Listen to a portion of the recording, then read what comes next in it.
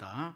요한복음 1장 1절에서 3절 말씀으로 주님을 사모하며 기다리는 신앙, 이런 제목으로 하나님 말씀 선포하겠습니다. 오늘도 오직 예수님입니다.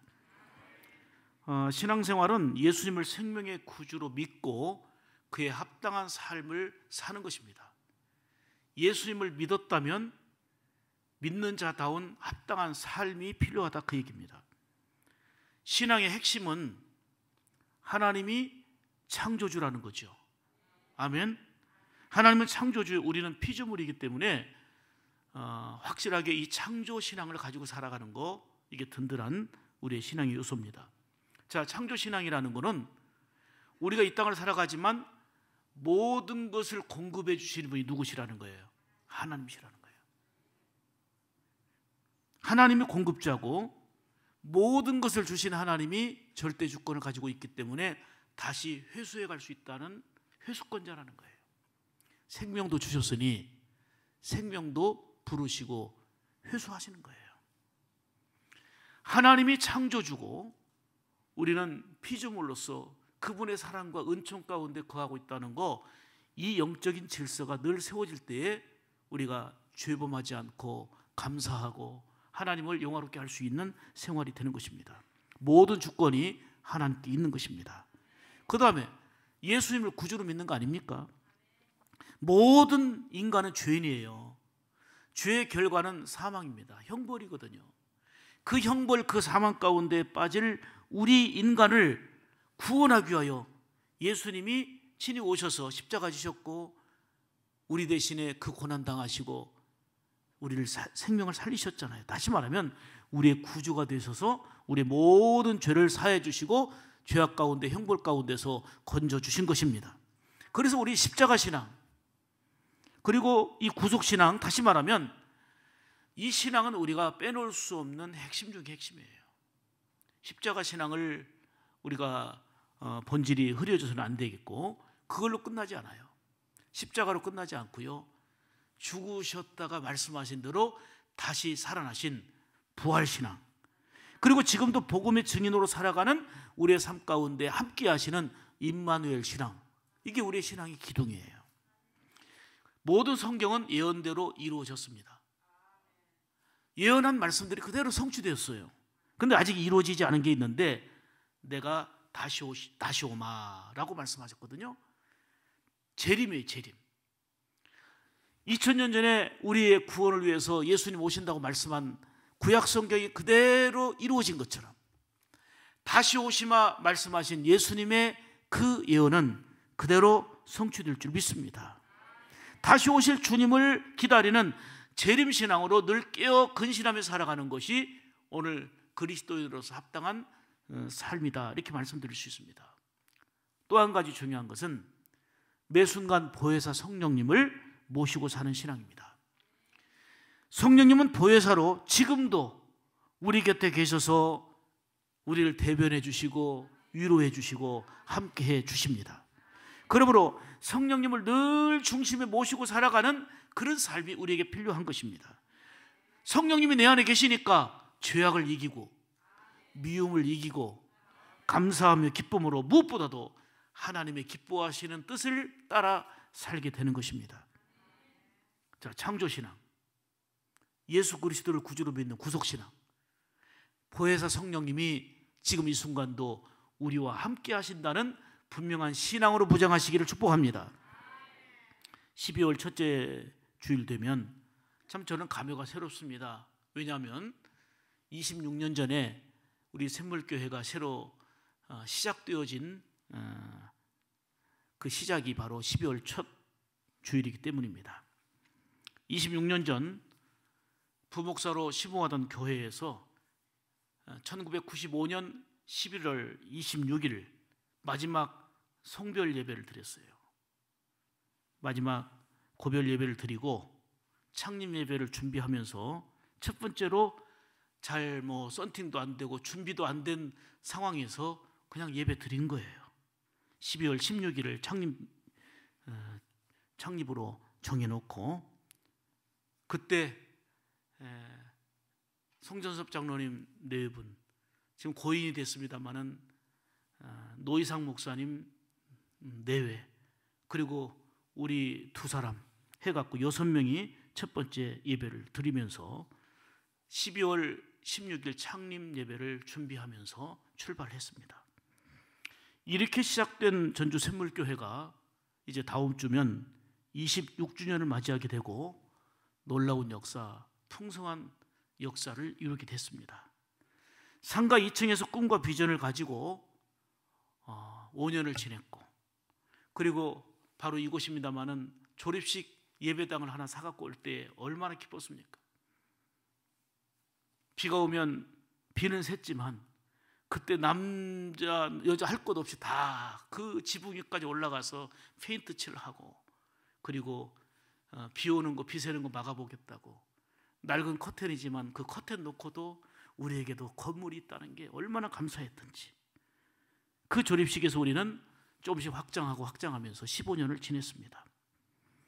그리고 아름답게 이렇게 성전을 지어서 입당하고, 코로나 상황 속에서 9,400여 교회가 문을 닫고 너무 힘들고 어려워진 오늘의 상황 가운데서도 예배에 성공하고 나눔과 구제와 선교에 앞장서면서 하나님이 기뻐하시는 일을 힘을 모으고 뜻을 모으는 교회로 쓰임받고 있으니 얼마나 감사합니까?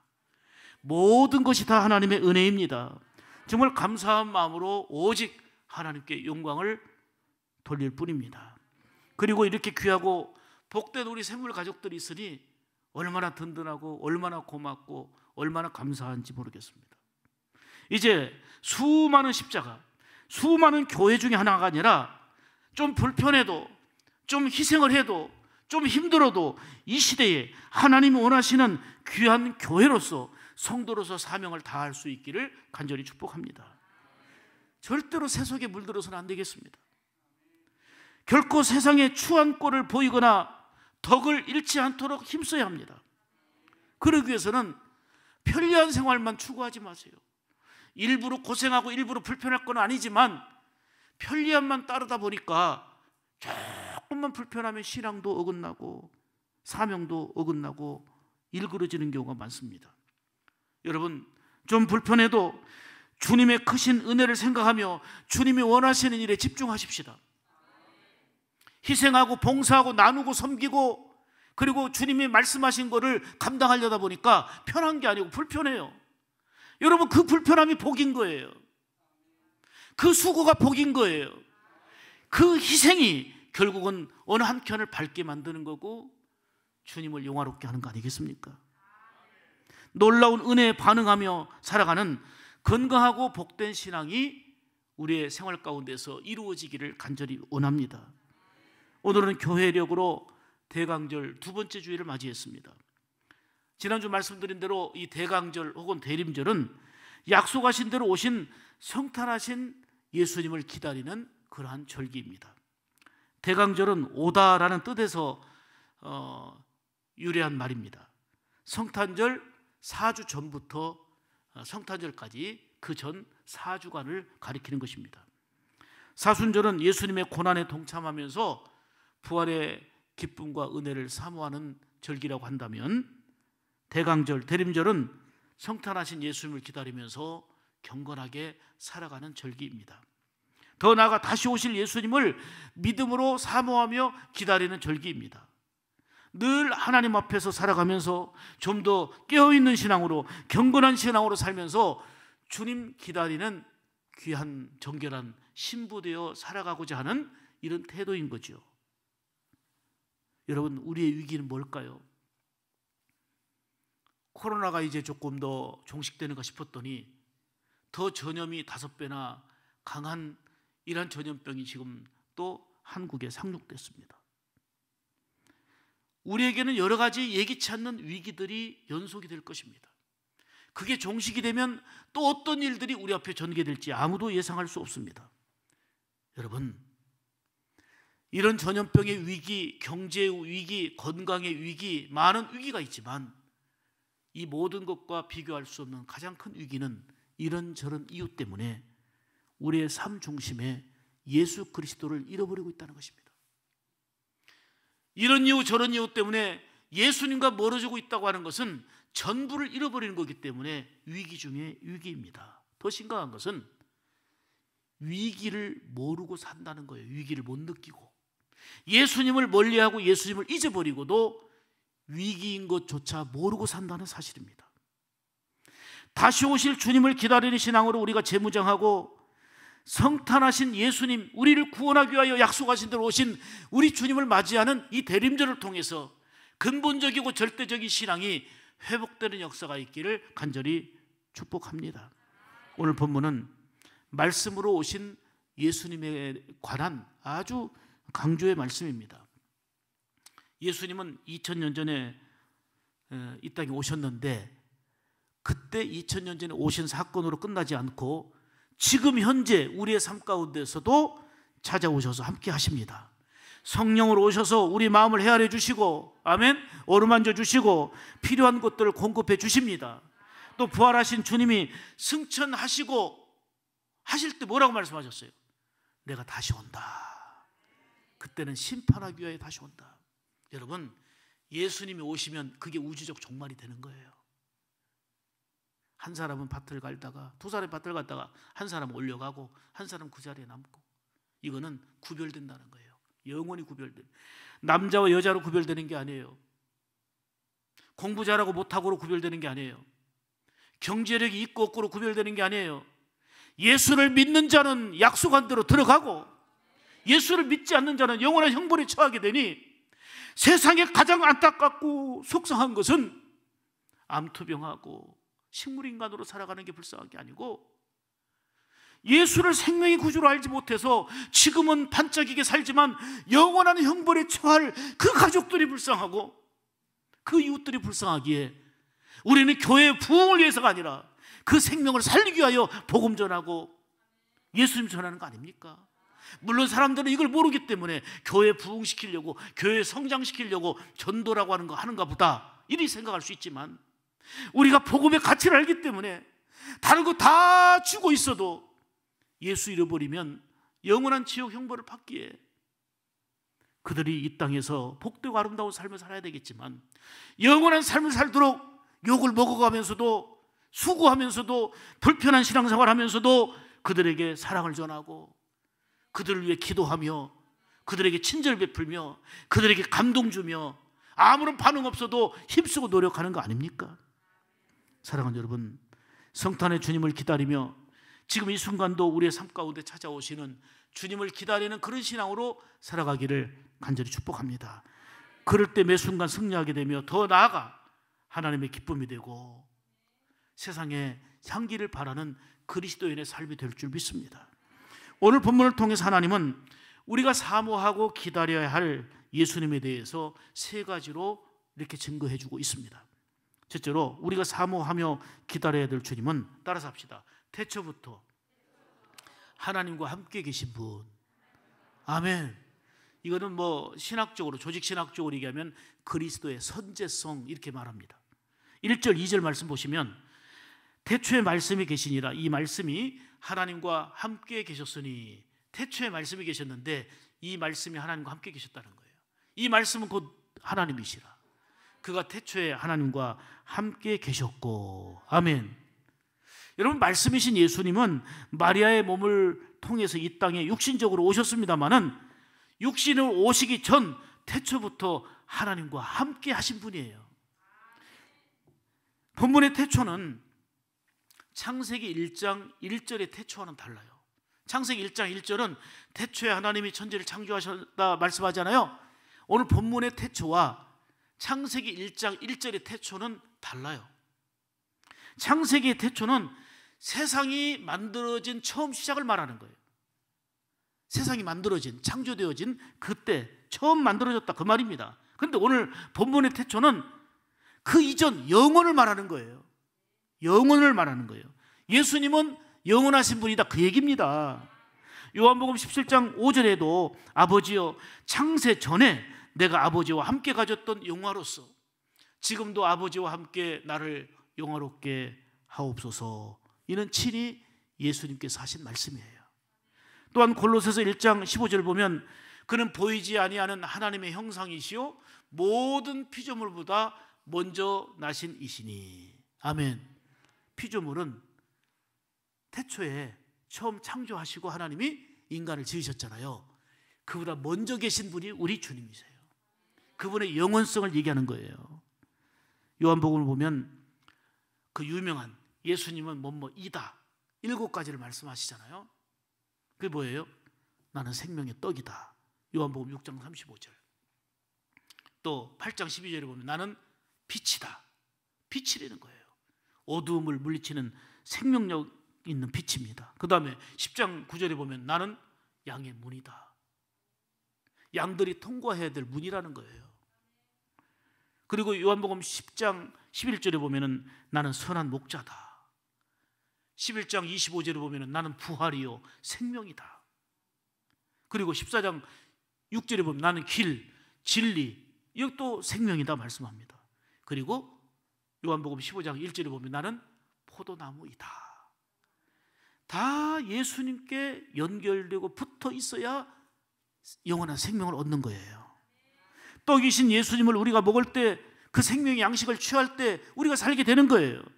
예수님의 빛을 받아서 세상의 빛을 우리가 바라고 전해야 되는 것입니다. 그것이 우리가 늘 인사하는 보름달이에요.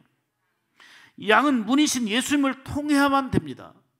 선한 목자이신 그리고 부활이신 예수님은 길과 진리와 생명도 있어서 지금 이 순간도 우리와 함께 하심을 믿습니다. 그러기에 다양하고 변화무쌍한 삶을 살아도요, 어느 순간에서도 예수님을 떠나지 아니하고 늘 예수님 안에서 생각하고 예수님 안에서 말하고 예수님 안에서 행동하고 예수님 안에서 살아가는 거, 이게 예수 믿는 그리스도인의 모습입니다. 그렇습니다. 오늘 이 어두운 시대 속에서 성탄하신 예수님을 기다리는 신앙으로, 더 나아가 다시 오실 예수님을 사모하며 기다리는 신앙으로 재무장하여 깨어있는 하나님의 거룩한 자로서 여러분들이 되기를 간절히 바랍니다. 보다 경건하고 순결한 믿음으로 신랑 되신 예수님을 맞이할 기름 등불 준비한 신부로 살면서 정말 매년 12월에 있는 이런 절기가 아니라 이번에 이 대강절을 더 뜻있게 의미 있게 살아갈 수 있기를 바랍니다. 그래야 추락한 한국 교회의 위상을 우리가 더욱더 높이는 데 앞장서고 추해진 그리스도인의 이미지를 다시금 살려내는 믿음의 주인공들 다 될 수 있기를 주님의 이름으로 축복합니다. 두 번째로 우리가 사모하며 기다려야 될 주님은 하나님의 아들이 되십니다. 자, 1절 보시면 말씀이 곧 하나님이라고 했고요, 2절에 보면 그가 태초에 하나님과 함께 계셨다 이렇게 말씀합니다. 예수님은 하나님의 아들이에요. 예수님이 세상 사람들이 나를 누구라 하더냐 질문하시고 그 뒤에는 너희는 나를 누구라 하느냐, 나를 누구로 보느냐 이렇게 물었을 때에 베드로가 주는 그리스도시요 살아계신 하나님의 뭐라고 그랬어요? 아들입니다. 그랬더니 우리 주님께서 얼마나 기뻐하시면서 네가 바른 신앙 갖고 있구나, 네가 바로 고백했다고 칭찬하십니다. 천국 열쇠를 너에게 주겠다 말씀하십니다. 자, 예수 그리스도가 하나님의 아들이라는 고백은 뭐냐면 예수님은 하나님의 아들로서 지금 이 자리에 나와 함께 하시는 나의 하나님이라 그 얘기예요. 아멘입니까? 예수님은 하나님의 아들입니다. 그분이 우리를 구원하기 위해 오신 사건이 성육신이에요. 십자가 사건이에요. 그러니 이거는 하나님이신 그분이 이 땅에 육신의 몸을 입고 이 땅에 오셨다는 사건은 하늘에 우리가 떠 있다고 표현하는 별이 떨어진 것보다 더 큰 사건이죠. 별이 우수수 떨어졌다 해도 예수님이 하나님이신 그분이 우리를 구원하기 위하여 이 세상에 약속하신 대로 오신 사건보다 더 큰 사건이 어디 있습니까? 그게 나를 위한 사건이고 우리를 위한 사건이라는 게 얼마나 감사한 일입니까? 사랑하는 여러분, 우리는 이 놀라운 약속의 말씀과 은혜를 붙들고 다시 오실 주님을 사모하며 기다리는 신앙으로 살아야 될 줄 믿습니다. 예수님이 친히 하신 말씀을 들어보세요. 나는 아버지와 하나다. 요한복음 10장에 나를 알았더라면 내 아버지도 알았다. 요한복음 8장에. 아멘. 예수님께서 재판을 받을 때에 많은 죄 중에 하나가 신성모독이었어요. 아니 자기가 하나님이래. 그러니까 막 분노하고 예수님을 재판하려고 하는 중에 네가 하나님의 아들이냐라고 재차 묻습니다. 그때 예수님께서 그렇다. 여기서 이제 말을 바꾸면 조금 선처해 주려고 했더니 네가 하나님의 아들이냐 물을 때에 그렇다. 마태복음 26장 64절에 보면 예수께서 가라사대 네가 말하였느니라. 그러나 내가 너희에게 이르노니 이후에 인자가 권능의 우편에 앉은 것과 하늘을 구름을 타고 오는 것을 너희가 보리라. 이렇게 말씀하셨어요. 하나님의 아들 예수 그리스도는 지금도 우리와 함께 하신다는 것이 최대 은총인 거예요. 엄청난 사건인 거예요. 약속하신 대로 다시 오실 주님을 기다리며 맞이하는 깨어있는 신앙 되기를 원합니다. 이 시대는 깨어있지 못하도록 온갖 죄악과 마귀로부터 미혹의 물결이 얼마나 우리에게 다가오는지 모릅니다.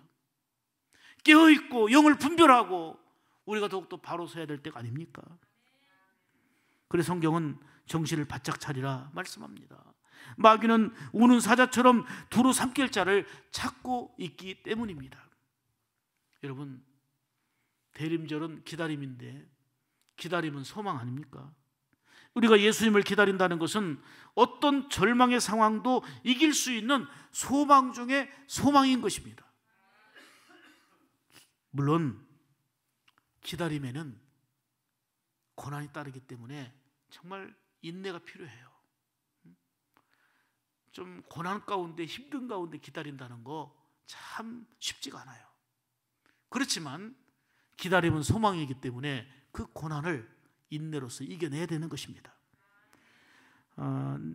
니코스 카잔차키스의 자서전에 보면 이런 내용이 나와요.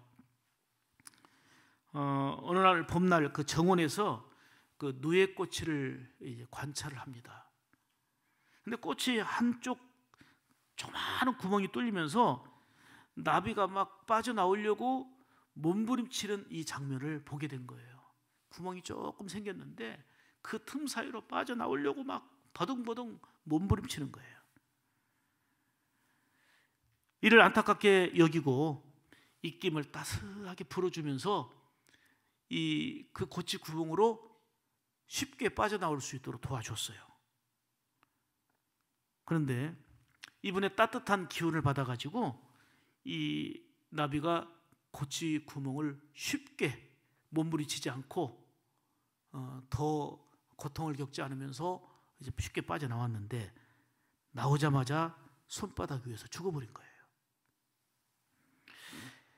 그런 나비가 고치집을 빠져나오는 그 시간을 기다리지 못하고 오히려 도와준다고 생각한 건데 오히려 빨리 죽게 만든 거예요. 눈여겨볼 때는 안타까움이지만 그 고치 구멍을 뚫고 나오는 그런 고난의 몸부림 속에서 뚫고 나왔을 때 창공을 훨훨 나를 수 있는 힘을 갖게 되는 건데 도와준다고 쉽게 구멍을 열어줬더니 빠져나오자마자 죽어버린 거예요. 여기서 깨달은 게 있어요. 우리가 일부러 고난당하고 일부러 고난에 처할 필요는 없지만 우리가 믿음을 지키고 사명을 다하다가 고난당하고 어려움이 있어도요, 그거는 근본적인 소망이신 주님을 기다리고 바라면서 이겨내야 되는 거예요. 그 고난 가운데도 함께 하시는 주님을 더 깊이 만나는 그런 신앙의 승화가 우리 가운데 있어야 된다 그 말입니다. 믿음의 약속을 붙들고 살아가는 성도들은 그러므로 어떤 고난과 힘든 환경 속에서도 흔들리거나 낙심하지 말아야 합니다. 기다리는 신앙으로 이겨내야 되는 것입니다.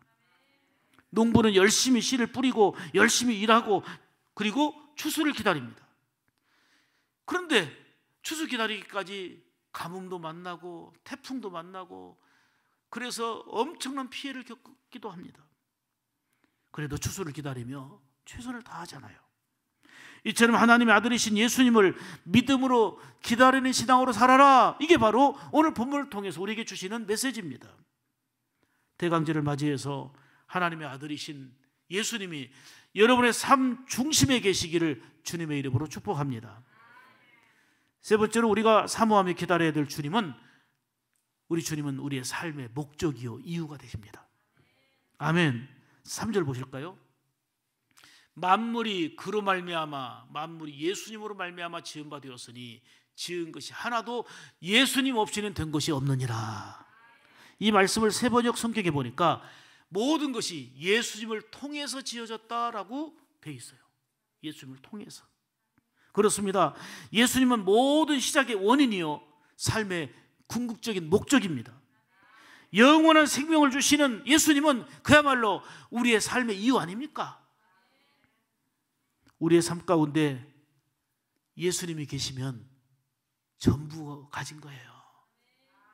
예수님이 우리 삶 중심에 있으면 전부가 있는 거예요. 아멘. 반면에 내가 이것도 쌓아놓고 저것도 쌓아놓고 이거저거 다 갖추고 있고 남들이 부러워하는 모든 걸 갖추고 있어도 예수님이 없으면 다 없는 거예요. 왜요? 한순간 가지고 있을 뿐이지 영원한 세계 속에서는 아무런 의미가 없기 때문입니다. 예수님은 모든 시작의 원인이요 우리의 삶의 이유가 되십니다. 히브리서 1장 2절에 말씀하지요. 그로 말미암아 온 세계가, 그가 누구예요? 예수님이에요. 예수님으로 말미암아 온 세계가 지은 바 됨이라. 무엇보다도 예수님은 모든 생명의 시작이 되십니다. 그래서 예수님을 믿으면 생명을 얻게 되는데 그 영원한 생명을 소유하게 된다 그 말입니다. 그래서 예수님을 통해서 영생 복락을 누리는 그런 은총을 힘입게 되니 얼마나 감사한 일입니까? 그래서 우리는 이렇게 찬송합니다. 예수 앞에 나오면 죄사함 받으며 주의 품에 안기어 편히 쉬리라. 우리 주만 믿으면 모두 구원 얻으며 영생 복락 면류관 확실히 받겠네. 아멘. 그렇습니다. 요한복음을 보면 예수님을 통한 생명을 얻게 됨을 잘 말씀하고 있는데 이 말씀을 무려 35번이나 반복 강조하고 있어요. 여러분, 생명은, 우리가 생명이 가장 중요하잖아요. 생명은 크게 세 가지예요. 세 가지. 하나는 비오스라는 단어를 쓰는데 이거는 육체의 생명이에요. 육체의 생명. 영과 육이 분리되는 거. 그러니까 영혼이 떠나면 육신은 그냥 아무것도 못해요. 그냥 썩어지는 거예요. 육체의 생명, 비오스예요. 그 다음 푸시케라는 단어를 쓰는데 이거는 혼의 생명이에요. 혼의 생명. 그 다음에 조에라는 거, 제가 말씀드리고자 하는 거는 조에. 이거는 죽음과 반대되는 영원한 생명이에요. 이게 영생이에요. 영원한 생명. 이 영원한 생명을 누가 주십니까? 영원한 생명을. 생명을 창조하신 하나님. 영원한 생명을 주시는 우리 주님. 데살로니가전서 5장 23절에 보면 평강의 하나님이 친히 너희로 온전히 거룩하게 하시고 너희 온 영과 혼과 육, 몸이죠. 몸이 우리 주 예수 그리스도 강림하실 때에 흠없게 보존되기를 원하노라.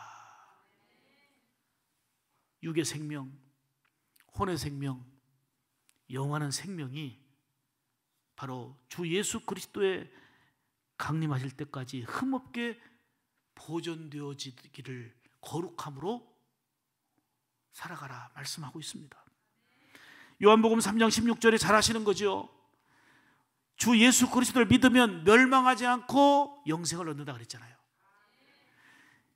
요한복음 6장 47절에도 진실로 진실로 너희에게 이르노니, 따라서 합시다. 믿는 자는 영생을 가졌다. 아멘. 우리가 사모하며 기다리는 주님은 다시 오실 분이십니다. 모든 시작의 원인이요 그리고 삶의 이유가 되십니다. 왜요? 믿는 자에게는 영원한 생명을 주시는 분이시기 때문입니다. 그래서 예수 믿는 사람마다, 예수님을 제대로 만난 사람마다 놀라운 변화가 일어났습니다. 절망을 가진 사람이 예수님 만나고 소망을 얻잖아요. 죄인된 인생이 예수님 만나고 의인의 삶으로 변화되잖아요. 생명의 은혜를 힘입은 사람으로 변화되는 것입니다. 욕심에 물들어서 명예와 돈을 찾아 온갖 힘을 쏟으며 살았던 삭개오. 그는 돈이 있었지만, 명예가 있었지만 만족도, 평안함도, 외로움도, 해결할 길이 없었습니다. 그런데 그가 예수님 만나고 기쁨으로 넘쳤고, 예수님 만나고 은혜로 넘쳤고, 그 욕심의 손이 펼쳐지면서 베푸는 손으로, 가난한 자를 향하여 나눠주는 손으로, 그리고 무엇보다도 예수님 만나고 변화된 삶이 됐습니다. 수가성 여인도, 바울 사도도, 베드로도 예수님을 깊이 만난 이후에 온전한 변화가 일어나서 거룩하고 복된 사명을 힘써 감당했다고 하는 것을 우리가 잘 알고 있지 않습니까? 그러므로 우리 주님을 사모하며 기다리는 신앙은, 예수님을 진정으로 만나는 그 사건은 인생을 바꾸는 힘이요 능력이 되는 줄 믿습니다. 예수님 만나는 삶이 돼야 돼요. 교회 열심히 다니는 기독교라고 하는 종교인 되지 말고, 예수님을 깊이 만날 때에 예배를 통해서, 말씀을 통해서, 우리 삶을 통해서 그분의 임재함을 경험하고 누릴 때에 생각의 변화와 가치관의 변화와 그리고 우리의 삶의 변화가 일어나게 되는 줄 믿습니다. 어떤 삶으로? 내 자아가 추구하는 삶이 아니라, 내 욕심 따라 살아가는 삶이 아니라, 주님이 원하는 삶을 분별하고 그 뜻을 따라 살아가는 삶을 살아가게 되는데, 이를 다른 사람들이 변화되었다라고 말합니다. 좀 오래된 사건입니다만은, 삼풍백화점이 무너질 때 그 대표이사가 이한상 씨였어요. 이분이에요. 501명이 죽고 937명이 다치고 6명이 실종되고, 광복 이후 최대 인적 피해라고 할 사건이죠. 그 당시, 벌써 오래됐는데 그 당시 피해액이 2,700억. 이 사고로 이한상 씨가 삼풍백화점 대표라는 것 때문에 7년 이제 징역형을 받게 돼요. 한때는 잘 나가던 사람이에요. 부와 명예를 남들이 다 부러워할 정도로 잘 나가던 사람인데, 삼풍백화점이 무너지는 순간 다 무너져 버렸어요. 명예도 무너지고 다 무너져 버렸어요. 그는 감옥에서 절망 가운데 지내다가 감옥에서 예수님을 만났어요. 감옥에서 예수님을 전해 듣고 예수님을 깊이 만나고 그 심령에 위로가 왔어요. 평안이 왔어요. 그는 감옥에서 늘 말씀을 읽어요. 성경을 읽다가 특별히 놀라운 감동이 밀려온 말씀이 있었는데, 요한복음 21장 15절 말씀인데, 요한의 아들 시몬아, 네가 나를 사랑하느냐? 이 말씀에 깊은 감동이 돼가지고 이 말씀이 레마로 들려온 거예요. 그 이후에, 그렇다, 내가 하나님을 제일로 사랑한다. 하나님보다 제일 사랑하는 것은 나의 삶에 없다. 이 고백하면서 그는 형을 다 마치고 나와서 결국 그는 공부를 하고 하나님의 종으로 쓰임받아 지금 몽골에서 선교사로 20년째 사역하고 있어요. 지금 몽골 선교사로 있어요. 한때는 부와 명예와 모든 걸 다 가졌던 사람이지만 하나님 사랑하고 하나님 사랑 전하는 것이 최고의 가치로 여기고, 감옥에서지만 하나님을 만나고 그의 삶이 바뀌어진 것은 예수님을 만나면 인생이 변화된다, 그 말이에요. 그렇습니다. 예수님은 태초부터 하나님과 함께 하신 분이십니다. 전능하신 분이시요 영원하신 분이십니다. 예수님은 하나님의 아들이십니다. 과거 2000년 전에 오신 그분으로 끝나지 않고 지금 이 자리에 우리와 나와 함께 하시는 하나님이신 줄 믿습니다. 예수님은 모든 시작의 원인이요 영원한 생명을 주시는 분으로 우리의 삶의 목적이요 삶의 이유가 되십니다. 다시 오실 예수님을 사모하며, 성탄하신 예수님을 사모하며 기다리는 신앙으로 좀 더 분별력 있게 깨어있는 신앙으로 살아갈 수 있기를 주님의 이름으로 축복합니다. 우리 같이 기도하겠습니다. 하나님, 예수님 우리의 삶의 이유요 목적이라고 이 말씀이 내게 들려져 레마가 되기 원합니다.